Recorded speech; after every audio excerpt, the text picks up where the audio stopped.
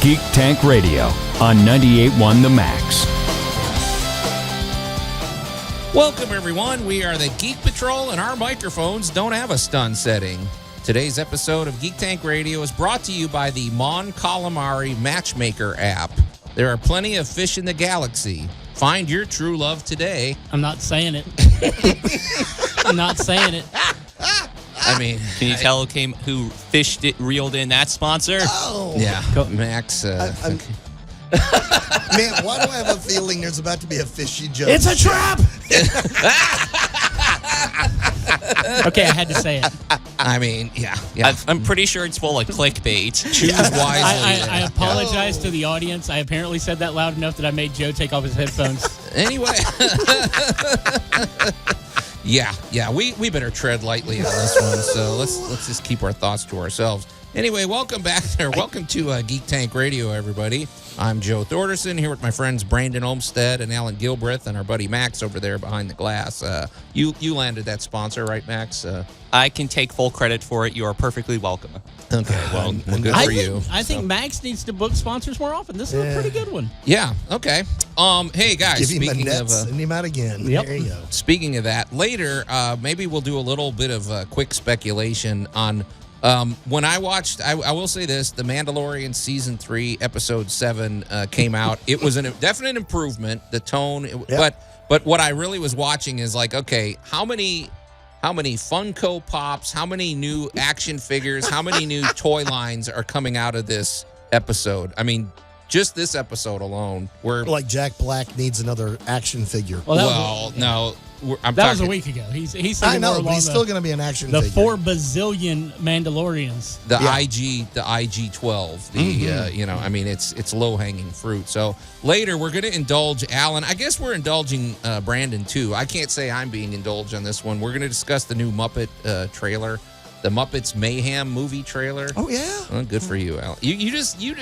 You live in the 70s or something. I mean, no. I got over the Muppets when I was 10 years old, but this from the guy who No. The guy wearing a Cubs hat and a Batman T-shirt. Is gonna talk down to the most progressive television show that ever happened and is still going on. I can't wait for this. I like those two guys up in the loft that would make fun of everybody Waldorf on stage. and Statler. Yeah. I know. I look exactly like Waldorf these days. But, I know.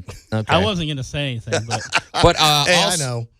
Also, I think we also want to weigh in because actually, I've even watched all of Vash the Stampede and was very pleasantly Trigun Stampede. I'm sorry, Trigun Stampede, and what a great anime. So we're actually gonna weigh in on that. But Brandon, I wanna before we get to any of these topics, okay, Brandon.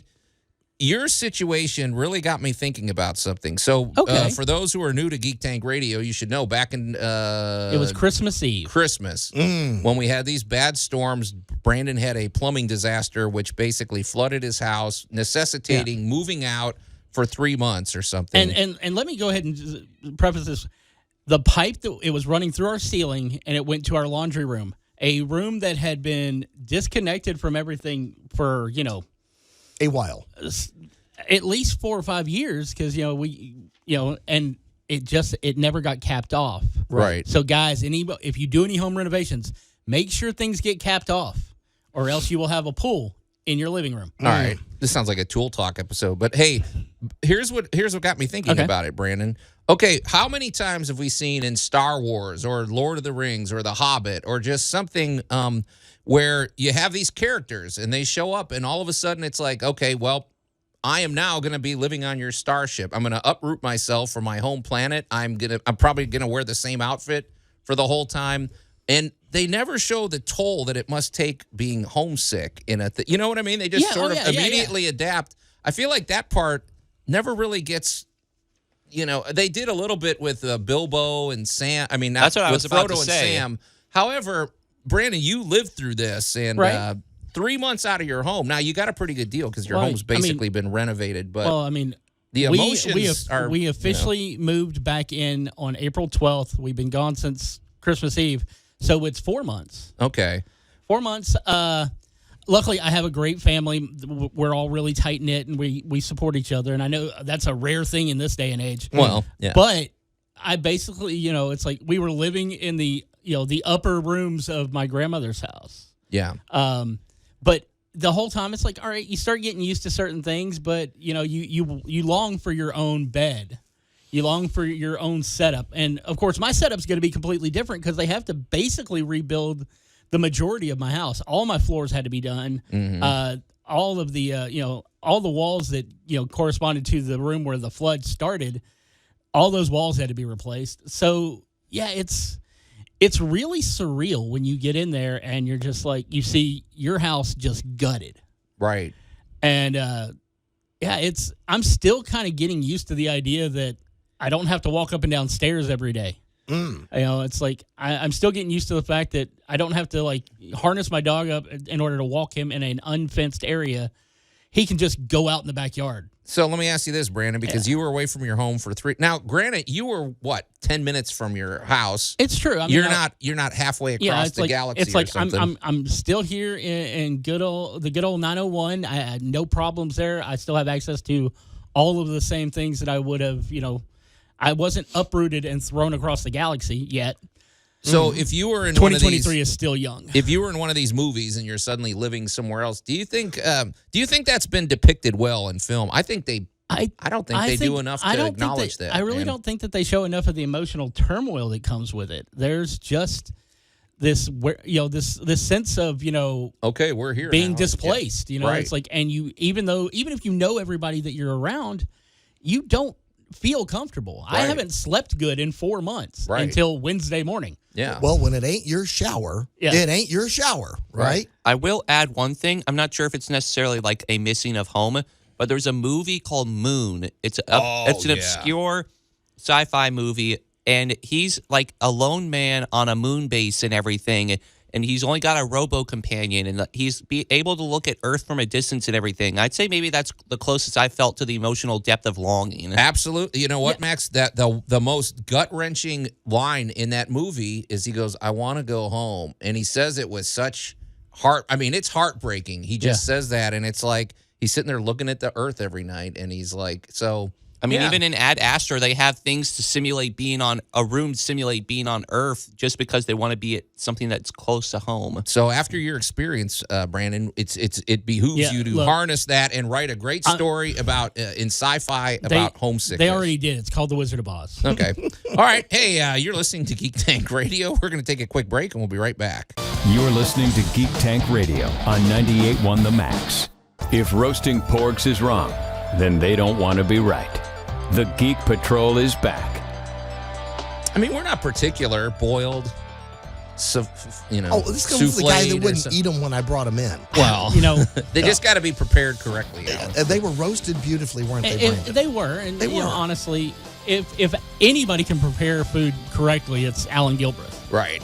Seasoning's a key. Absolutely. Just don't overseason. You should be a little leery about the drink he provides. Absolutely. He made that too. So welcome back to Geek Tank Radio, everybody. We'll compare recipes off the air. Mm-hmm. I'm Joe Thorderson here with my friends Brandon Olmstead and Allan Gilbreth and our buddy Max over there behind the glass. And today's going to be a real mixed bag. I think we hit on a couple of interesting things discussing Brandon's homesickness and that they don't really do enough to showcase the effects of that in a lot of sci-fi and fantasy movies. But hey, Brandon, before we move along, you said you wanted to. Yeah. It's something that it kind of struck me during the commercial break. We always see the denizens who've moved onto the starship or to the outpost or whatever, getting used to the new equipment stuff. It's like the replicator in Star Trek. It's like I can get whatever I want there. It's like. Mm-hmm. You never realize how attached you are to your things until something gets destroyed in a disaster and you can't replace it. I'm not talking about your heirlooms and your sentimental things. I'm talking about a dresser. Literally, the dresser I had it would cost up to like $900 to get a replacement for that if I wanted it exactly the same. Mm-hmm. But then you come to find out all these newfangled things like foldable fabric cubbies. And the amount of stuff you can fit in one of those is scary. It once again feels almost like a Tesseract or the TARDIS. It's definitely bigger on the inside. Yeah. Yeah, there have been innovations in the last 20 years. Yeah. It's kind of scary. So maybe it was a blessing that Brandon had his home flooded. I think a year from now you might look back and go, you know what? It was pretty miserable for 4 months, but the trade-off isn't bad. I mean, I've got a new home, basically. Again, the homesickness and the displacement feeling aside, I had a good support system, whether it be friends or family, So the spirits were lifted. They kept me up. All right. Well, hey, speaking of lifting spirits, Allan's been rubbing his hands together, and of course the trailer dropped. To me, I'm just my thought is, why is this still even around? But Allan, you know, the new Muppets movie came out, and you couldn't be happier, right? Well, here we go. The Muppets have been, I don't know, a mainstay of pop culture since 60s, right? Sesame Street came out in the 60s, I believe. Jim Henson had his first shot on like Saturday Night Live. Yes, a million years ago. Him and the worst felt puppet ever, which would eventually evolve into Kermit. Yeah, it looked so bad. Yeah, so, I mean, the Muppets have been around part of pop culture now for 45 years. Somewhere around there. No, longer than that. But, yeah, because they were a thing well before I was born, and I'm 45. Okay, yeah. Well, probably about 50 years. All right, but let's talk about the new movie. We don't need the whole backstory. Well, but here we go. The characters that were created were, I guess, perfect stereotypes, and they keep surviving. And one of the mainstays, one of the peripheral characters has always been Dr. Teeth in the Electric Mayhem. Which is when you told me band. that, I had to think about who that was, but it's their band. It's basically. the Muppet Band. It is the Muppet Band, and what are they? Are they the Grateful Dead? Are they heavy metal? Are they? I don't really know what genre they are. Whatever they want them to be. Okay. Yeah, they are the drugged out. They're acid rock. Well, every member of the band is definitely a hardcore 60s pop culture stereotype of, so they're hilarious. And the fact that there's never been a Dr. Teeth and the Electric Mayhem album in all these years. They're very popular, but they just, what do they do? Do they sing covers? They all do their own original stuff, but the whole premise of the new series is that they're going to go on the Odyssey to record their very first studio album. So, like, they're the world's most popular band that never recorded an album. They've never recorded an album. Okay. That's very meta right there. And, all right, there's a lot of inside media jokes. There is a lovely scene where Kevin Smith is trying to explain to them how to be on camera. Mm-hmm. And everything he tells them not to do, when he says go, they immediately do. Right. And, if you've ever been on a TV set, you and I have been on stage 1,000 times. Brandon, we've done shows together. Oh, and we always have that, that poor person with us that just starstrucks. Yeah. Okay. And, all right, welcome to Muppets doing what they do. They're entertaining. They're fun. It's going to be semi-mindless entertainment, and it's going to be a send-up of the industry. I don't want to be a hater, but here's just an outside observation. Because, I grew up with the Muppets. I think they're fun. I like those two guys up in like I said, the balcony that make fun of everyone. My thing is more along the lines of once they started making movies, I think the formula is problematic because what they do is their big thing is they pick whatever is hot in the culture at that moment and they really zero in on it. And those kind of movies don't usually age well because in 5 years, that whole zeitgeist is going to be completely different. That's just my feeling. Like everything they're doing here is totally all about what's going on right now. Well, in 10 years, I bet people, it's kind of like Shrek, like those movies. What's been amazing about the Muppets, though, is because of the fact the Muppets themselves are actors. Mm-hmm. In almost every form of the Muppets you've seen, they are trying to put on a show. They're trying to do this. They're trying to escape Doc Hopper, things like that. But they're entertainers by trade. So all they have to do, and what happened with the Muppet Show and Muppets Tonight and the Muppets and everything else, is they keep evolving with the times.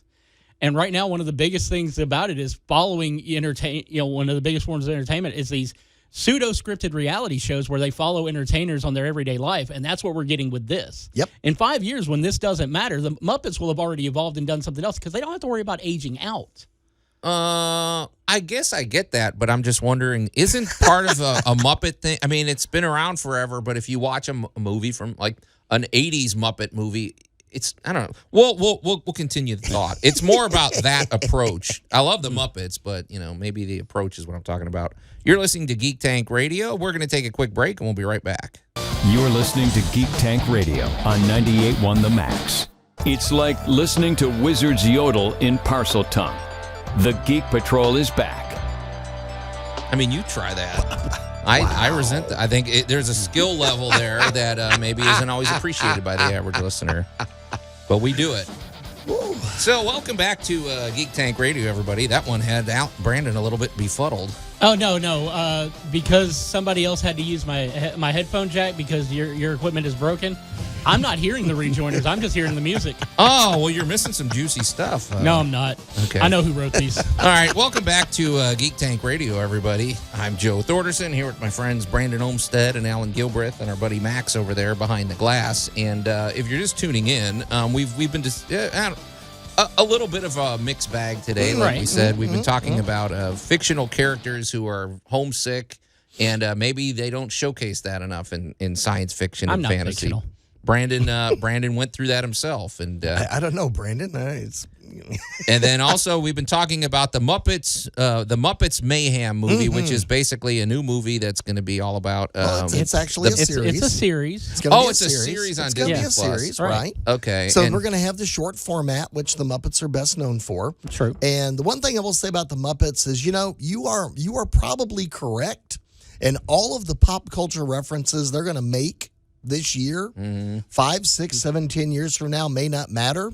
But the beautiful thing about the Muppets is 10 years from now, they're going to still be on whatever the hot topic is. Okay. Yeah. Well, during the break, my beef, not my beef. That but pretty much, you just said that our back catalog isn't worth listening to because all that news is old. Well, I was just thinking about something, Brandon, because here's the thing. Okay, my thing was when you do something like that, like Shrek is a very good example to me about that with the music choices and everything they did, where you watch it 5 years later and you're like, boy, this thing is not aged well. It's very dated. It really, but then again, I've watched 80s movies with my kids, and some movies really get like I don't know, The Breakfast Club or Ferris Bueller's Day Off, and it's like it does give you a slice of life of this. This was the 80s, so maybe that's not a bad thing if they're giving you a slice of life from that particular period. Well, I mean, one of the things that you can always attribute to the Muppets is that even with their older shows, somehow a lot of their references, while not necessarily they may be dated, when it comes down to it, the context is still very relevant because we live in cycles. Yeah. The world, as much as people are like, may say that this is the worst timeline, we've all seen this all before. Oh, yeah. I don't buy that at all. So, but I'm curious, who's the target audience for the Muppets anymore? Because our kids have so many choices when it comes to what they'll watch. The Muppets aren't an institution like they were for us. Here's the thing about it, though. When they show up in theaters, they bring the bank. The box office booms. Do they? Yeah. Okay. I mean, it's the easiest way to make money is to send the Muppets out there. Okay. I mean, I had a Cookie Monster puppet that I had as a kid. Do people have that stuff anymore? Yeah, they really do. I mean, you can still go buy a giant Cookie Monster, and you can. Sesame Street has never gone out. Those are still Muppets. Yeah. What's kind of cool about all of it is that you can share that with your kids. Okay. So are you excited about this, Brandon? Well, I am. Dude, first of all, you put Kevin Smith in anything, I'm going to watch it. Isn't that funny? I can't stand that guy. I'm a huge Kevin Smith fan. He's one of the nicest guys in the world, and Joe hates him. I don't get it. But I feel like Kevin Smith's one of those guys where I watch it and he makes it all about himself. Maybe that's what I don't like.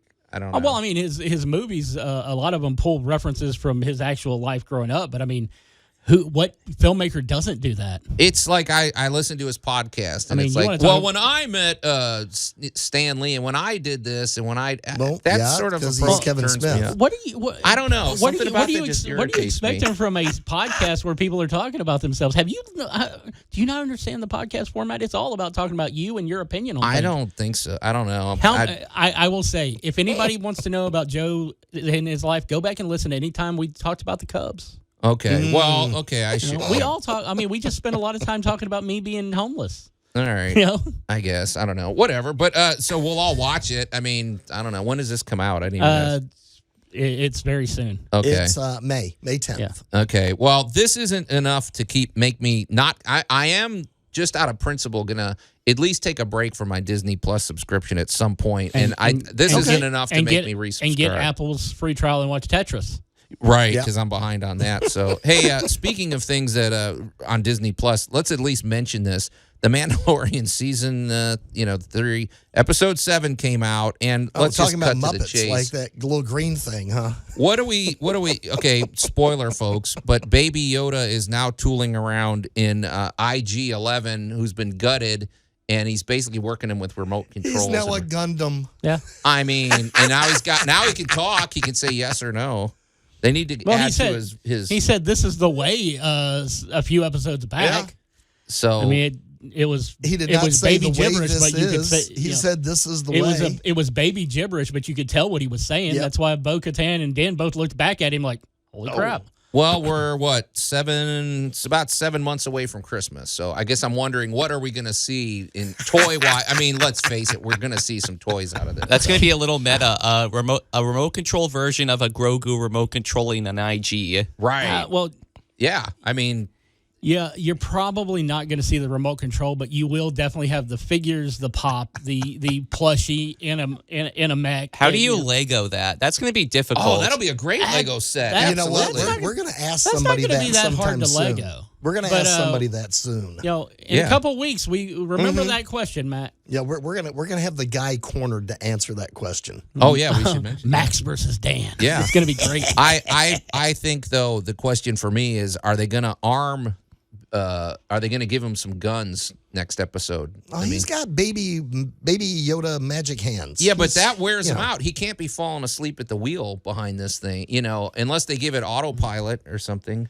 Well, I mean, it doesn't matter. The moment that you get used to it, it's going to get blown up. Mm-hmm. Oh, you think so? Who still misses the Razor Crest? Oh yeah, what a beautiful And as soon ship. as there was a toy of it, it goes kablooey. Okay, but well, I don't know. I think he's going to be around for a while. The bigger thing is going to be when IG-11 becomes self-aware. Like maybe somewhere deep in his programming, they didn't purge it all the way, and now you're going to have him. They removed the unit. There is no memory thing left. There could be remnants. There could be muscle memory. If you take the hard drive out of your computer, fiction. I mean, if you take the hard drive out of your computer, what do you think happens, Joe? It comes to life. Ask Stephen King about that Christine movie or whatever the heck it was. They didn't take her battery out. I don't remember. Anyway, we'll discuss this off the air. You're listening to Geek Tank Radio. We'll be right back. You're listening to Geek Tank Radio on 98.1 The Max. After tuning into this show, the Men in Black wipe their own memories. The Geek Patrol is back. Yeah.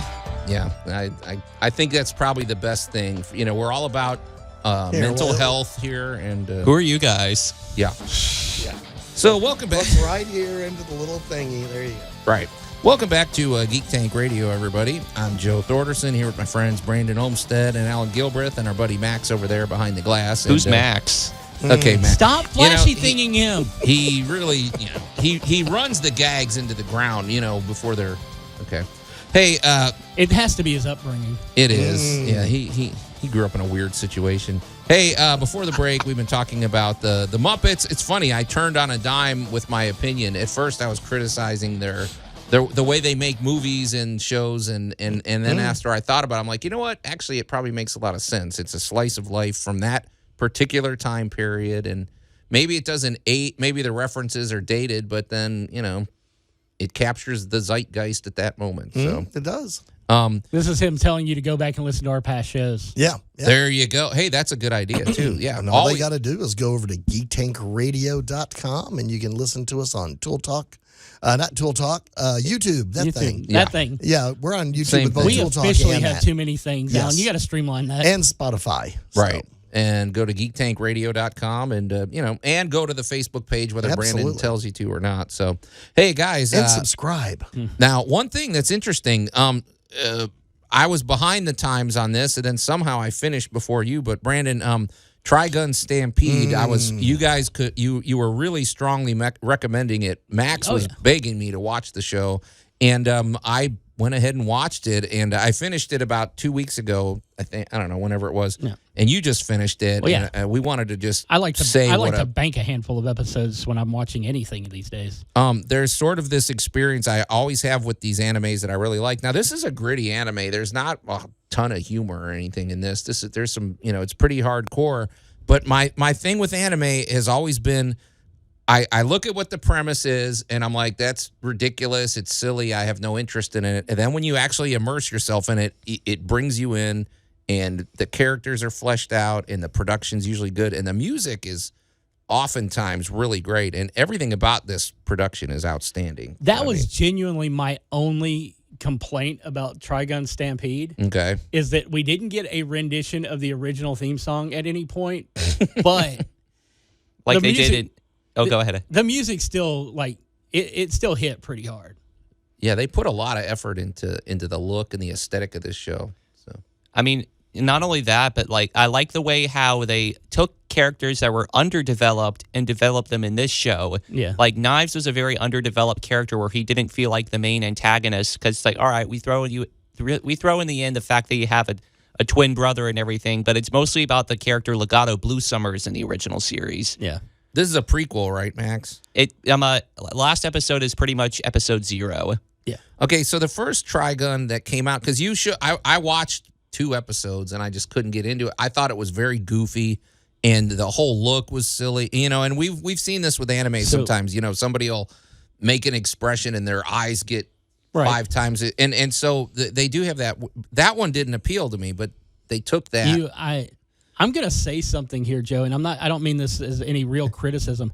You gave up. You are a quitter. You gave up too soon. Okay. Actually, it's episode 4 into 5 where Trigun really takes that quick left turn, and all of a sudden you're like, oh, severed head in a hot dog bag. There you go. Yeah.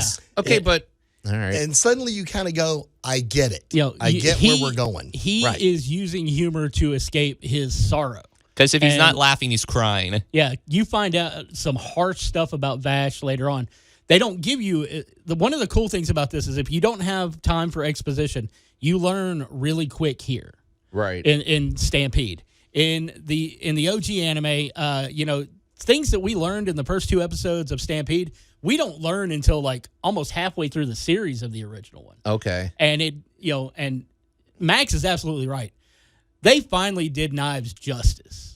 When did the original show come out? Around the late 90s. Late 90s. Okay, because it's just funny to me that the look is so different. But I'm thinking, I don't remember.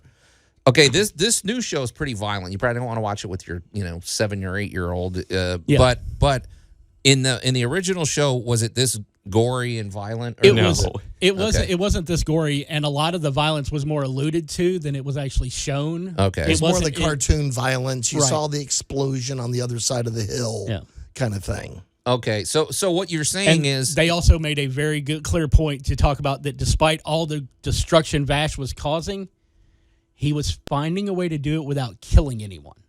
Yeah, it's funny because he's an expert marksman. He's got all these guns, but he doesn't want to kill anybody. So there's a lot of creative ways, I guess, you could use your gun without shooting. He pistol whips him. But what you're saying, I guess what I'm wondering he does throw his gun and hit a guy in the nose with it in the air. Oh yeah. So Brandon, so if you're watching, let's suppose you go back to the 90s one. Is it the kind of thing where maybe you could watch it with your kids? Is it where how some shows you could watch it with your kids, and then there's some things they won't appreciate. I wouldn't watch it with your 7-year-old, but maybe your 14-year-old. Yes. Okay. All right. So it's that gritty, huh? Well, it's more that it's, some of the stuff gets really deep philosophically. Oh, nice. As you get later into it, and you still get to see that in Stampede as well, but without as much gore in the originals. That's where your focus would be when it comes to explaining to your kids. You know what I like about you just made me think of something else. With a lot of these animes, they deal with, they have these ridiculous premises, and yet they deal with these big existential, thought-provoking questions, and you don't get that in every medium. So, well, keep in mind, the original Vash the Stampede was also 20, 25 years ago and still had the overlay of it's a cartoon. Yeah. It looked like a cartoon. And we really hadn't cracked. There were a few that had really cracked the this ain't for kids mold anymore. Mm-hmm. Like Evangelion. There were a few coming out, and more have progressed since then. So when I started watching this one, I just went, the show grew up. Yeah, it really did. It's really cool. And do you like that animation, Brandon? I think you said, what do you call this? Computer? It's CGI. I like to call it a flat CGI. I mean, it's definitely computer generated, but it still looks kind of like they're trying to go for an original, an OG 2D animation. And a lot of times that messes with my brain, but it worked here. Okay. And the good news is there's definitely going to be a season 2. Yes. So stand by. All right, guys. And there'll be another episode of Geek Tank. Never fear. But however, this one's over. It's time to get out of here. So until next week, we are the Geek Patrol, and I am Joe Thorderson. I'm Allan Gilbreth. I'm Maximilian. And I am Brandon Olmstead, reminding you, if you see me at Star Trek Day today, ask me about my dungeon bathroom.